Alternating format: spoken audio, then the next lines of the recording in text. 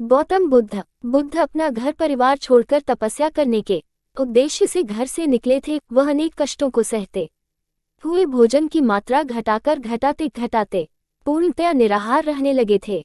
उन्होंने वस्त्र भी प्राय त्याग दिए थे, किंतु सफलता न मिलने के कारण जिस धैर्य का सहारा लेकर वे साधना समर में उतरे थे वह जवाब देने लगा था और बुद्ध घर वापस लौटने लगे थे। रास्ते में एक ठंडे जल की झील पड़ी तो वे थोड़ा विश्राम करने के लिए झील के किनारे बैठ गए। तभी उनकी दृष्टि एक गिलहरी पर पड़ी जो बार बार झील में डुबकी लगाती और बाहर आकर रेत में लौटती, पुनः झील में डुबकी लगाने दौड़ पड़ती। ये देखकर बुद्ध को बहुत आश्चर्य हुआ और उन्होंने उससे पूछा, नन्ही गिलहरी, तुम ये क्या कर रही हो?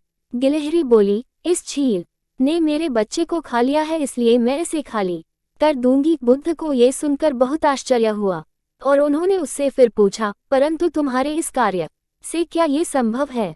ये तो मैं नहीं जानती, परंतु जब तक किया सुख नहीं जाएगी मैं प्रयास करती रहूंगी। गिलहरी की बातें सुनकर बुद्ध को बहुत आश्चर्य हुआ। वे थोड़ी उत्सुकता के साथ बोले, इस जन्म में तो मुझे ये संभव नहीं लगता है। उनकी बात सुनकर गिलहरी ने कहा, भले ही यह संभव ना हो और मेरा सारा जीवन इसमें लग जाए, परंतु इतना तो निश्चित है कि इस प्रकार थोड़ा थोड़ा पानी निकालकर मैं अपने उद्देश्य की ओर बढ़ती रहूंगी।